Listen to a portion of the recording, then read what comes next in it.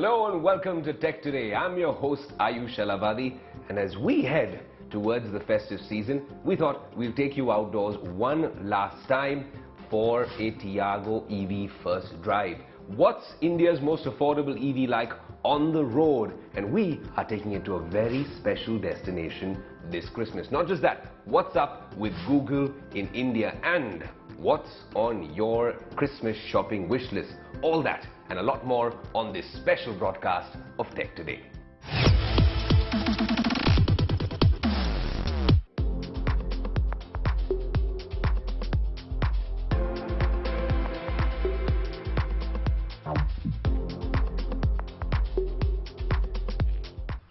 Old world charm, modern age EV. In fact, the newest in the Tata EV lineup, the Tiago EV. You've seen a first look on Tech Today, but now we're going to get you a first drive, an exclusive real world electric experience only on Tech Today. Is this car a true bang for your buck?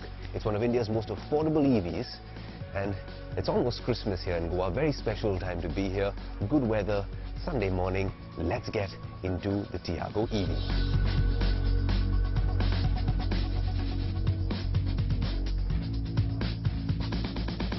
As a tech geek, one thing you like about the Tiago EV is that the Tata Group's largely sorted out the tech, especially with the Z Connect app. Now, we've got this app, which is obviously synced with this particular EV. And the first thing I'm going to do, of course, there's all sorts of features. I'll give you a little bit of a walkthrough. The first one, you can control the air conditioning remotely. That's nice on a hot summer day. You can control the lighting as well over here. And it's almost instinctive. There you go, your trip history shows up. You know exactly what you can run a diagnostic test on the car as we speak. It is running a diagnostic test. You have emergency contacts, a monthly health report, what that charge limit is like, and you can also schedule an alert to protect your car. The button I was talking about, cutting a long story short, is this little button out here, which is your trip button when you want to use the GPS. And if you want to use the geofence, you can have a leaving set area and entering set area. You can actually put a radius of 100 kilometers. Maybe if someone else, one of the kids in the family are driving the car, you can set a geofence. And I think that is amazing in such an affordable EV. And let's say this, I don't know how you say this out here in Goa, but what I'm trying to say is, let the games begin.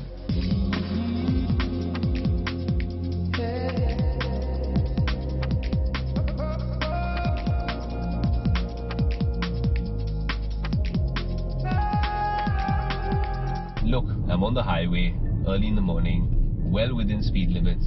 What I want to do is test the sports mode on this car. So, here you go.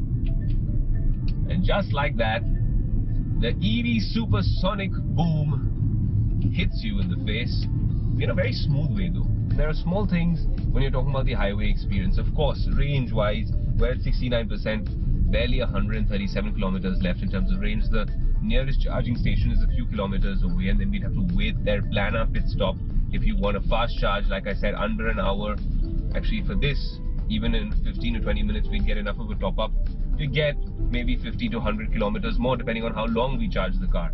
But a couple of other things about the drive experience. The app is okay. This particular infotainment system works fine. Decent sound, pairs seamlessly. But one thing about the experience which I found strange on this variant is that there's no armrest. And on the highway, in an EV like this, when you can turn around seamlessly, you do need that sort of armrest to get yourself going. Now, of course, the Tata Tiago EV comes with an EV front grille, like we showed you the DRLs. We've shown you all of this before, the body colored handles, and even these inner chrome handles. These small things make even an inexpensive car like this feel a little premium. But something that makes your life easy is this flat bottom steering wheel. Not only does it make turning quite an effortless experience, but it also gives it a much more sportier sort of a look. Another thing, when you're on the highway, there are these two buttons here which are quite interesting to have in an EV at this price point.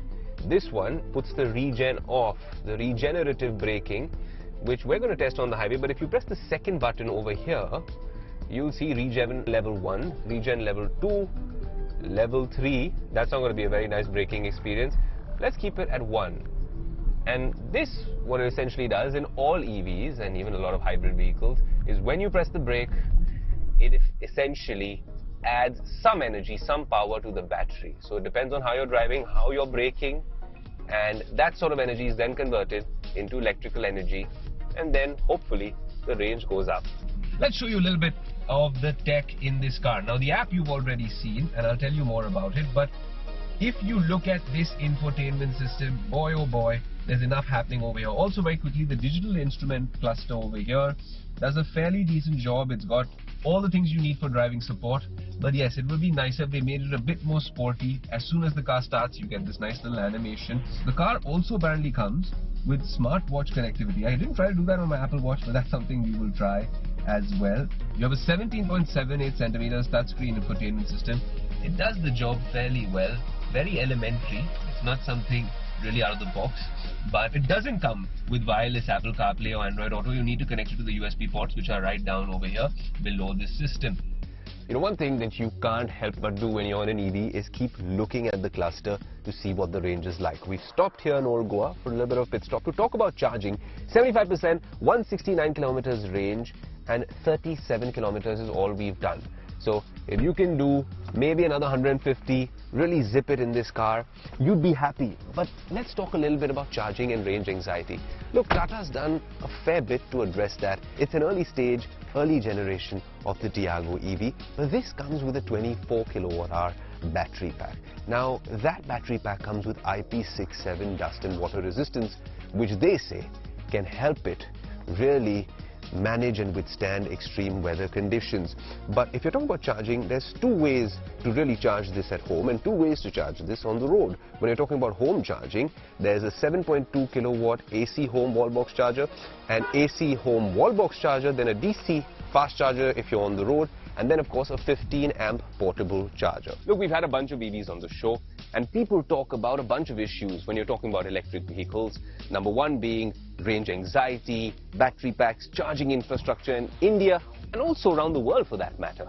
But this particular EV actually solves the biggest pain point, which is making EVs affordable and hence ubiquitous. Mass scale adoption will only happen when EVs become affordable. This one, top of the line variant, you keep saying India's most affordable EV, 12.5 lakhs, right? It starts at an ex-showroom price for the base model at around 8.5 lakhs.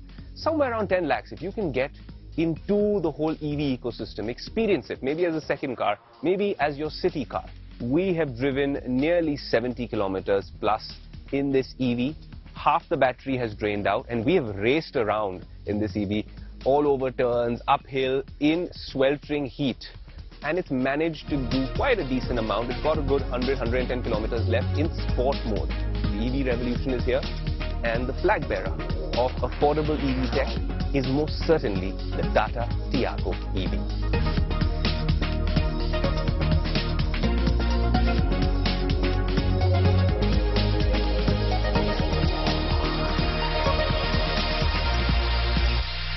That time of the year again, Christmas, and in the tech world, it's also time for Google for India, their annual India event, and it was here this week. Tech Today was on the ground to understand what kind of partnerships are they announcing to drive India's digital economy, what kind of brands are they associating with, also what kind of product announcements are they making this year. All that in this exclusive ground report by Tech Today.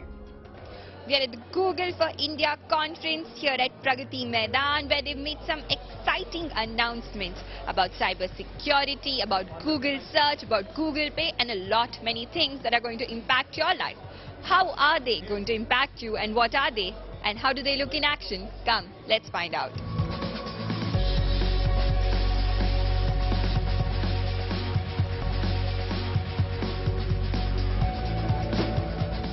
We are increasingly use AI to scale up the number of languages we can offer.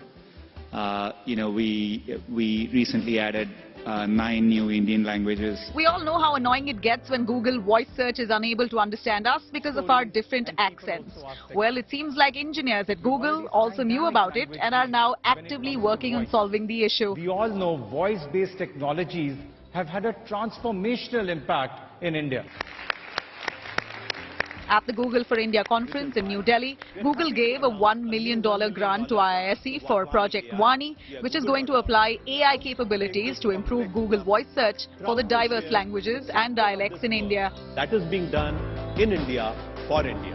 Moreover, they would soon be launching features like multi-search and English search to cater to the Indian audience. Time alone can tell if this would actually improve our internet search experience. But for now, listen in to what Elizabeth Reed, VP of Google Search, told Tech Today. Institute of Science, or ISC. We're seeing a tremendous digital transformation here. Already in the last 5 years, we've doubled the number of internet users in India. And so I think that is just the basis to start. We see adoption of internet products going up tremendously across, and we see a lot more users from rural coming online with internet compared to the past.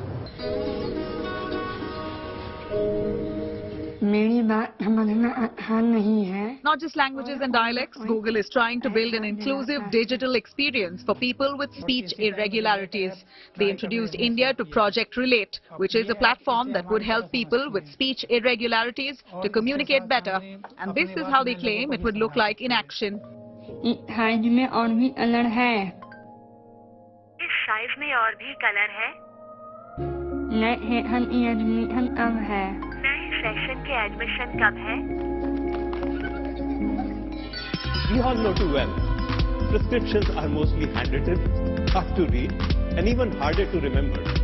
Has it ever happened to you that you tried reading a medical prescription but you were stumped because the doctor's handwriting was illegible? Well, it seems like AI could be the solution to this problem, says Google. Let me show you how our model works. The company has been building upon its AI capabilities, especially those that have applications in healthcare, and will soon launch a Google Lens-like feature that would help with reading prescriptions. There you go.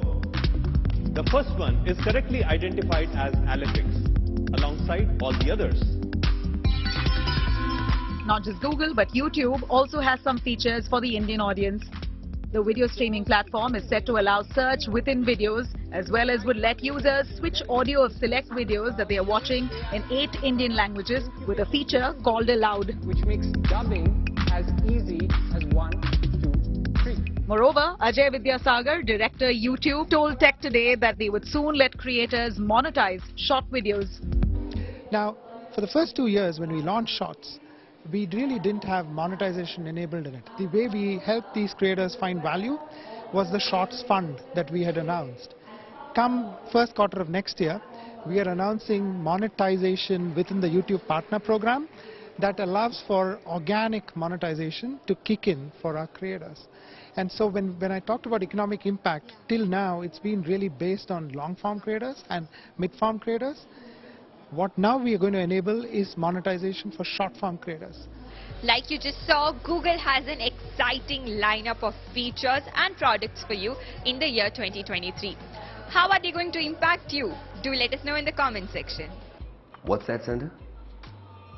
iPhone, Samsung Galaxy Fold, EV. Which one? Okay, wait, let me check.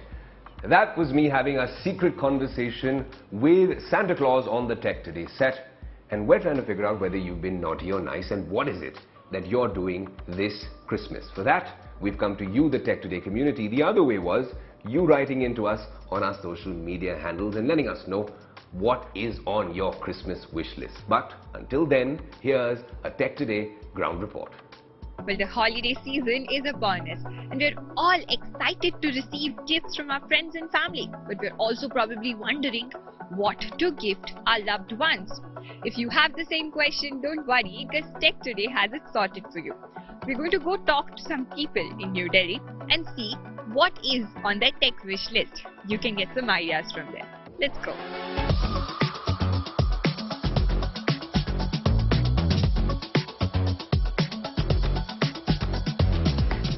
Sonali, what are your holiday plans? Are you planning on buying something for yourself, especially some tech gadgets or something? I have been thinking about buying a MacBook Pro for a long time now because I'm an avid iPhone user, and I think that will be a great help for me if I look for convenience in something else. So a MacBook Pro is what I look forward to buy. I'm not planning to buy something for myself, but I'm planning to buy something for my mother. I think it should be a fitness watch to keep a track of her health and everything. Yeah. So what are you going to use your MacBook for? I am a media student, and we have to do a lot of video editing work and a lot of designing work per se. I think a MacBook Pro would be a good choice because it has good softwares like Final Cut Pro, which will help me good advanced level editing. Ritu, what did you gift, So my boyfriend is a big fitness freak, so I had gifted him a smartwatch which had all sort of variations according to his fitness, and I also gifted a notebook sort of which is digital notebook, which is so that's for my sister. Are you planning on giving any tech gifts to maybe your family or friends? I think I would love to gift my mom a phone because she has been using this old phone for a long time. Any good Android or an iOS phone would be a good gift for her this new Christmas season. And what about you? Don't you want anything from Santa this year? Yeah, if my secret Santa can hear me, I wish to have an electric scooter this year. I would like to be a little more environmental conscious this year. I want 10 Bitcoin, or I want e-vehicle like e-scooter. Okay, that's so exciting. So instead of asking for cash, Abhishek is like, I'd rather have 10 Bitcoin. That's a lot of money. So Tane, if there was no bar, right? No budget bar, what were 5 top things you'd buy for yourself this Christmas? Drone, GoPro, Sennheiser mic, headphone and equalizer. I think my best gift would be a DSLR camera because I like photography. So do you actually want to gift something to, your family members or something? Actually, I want to gift my sister e-scooter, so she can go to anywhere. So yeah. If there was no budget bar, like in the previous question, what would you like to gift your family members maybe? If no budget bar, then I would think of Tesla. If I would give my family member, I would go with Samsung Tab Pro, which is like, I've never used it, so I think, and my family also, they have never used it, so I'll go with Samsung. First thing I'll bought for myself is the latest iPhone 14 Pro, and the second one is Apple smartwatch, obviously the latest one, and the third one is MacBook, and because I'm an Apple fan. Yeah, actually I'm a gym freak, so I would love to have a body fat caliper so that I can track my body fat percentage, and also what I'm looking to have is a calorie tracker, so that I can calculate my calories, my steps and all that, so it will help me to progress. We just saw how exhaustive and innovative the tech wish list of people here was. From smartwatches, Bitcoin, smartphones, laptops, EVs, they wanted them all. I hope you got some ideas. Do let us know in the comment section what you would be gifting your loved ones this Christmas. This is where we wrap our show here. Merry Christmas to you all from the Tech Today team, and stay safe. Well, we hope you've enjoyed this Christmas special. More importantly, we hope you're enjoying with friends and family in this festive season. Your wish list, checklist is complete, and maybe you're recharging your EVs as well. That's what we wanted to bring you on this special episode. If you've liked the episode, do write into us. If you haven't, well, do write into us as well. Keep the conversation going. Let us know what you want us to do in the new year. All of us on the Tech Today team and at Business Today TV are wishing you a Merry Christmas and a Happy New Year. Until next week, adios.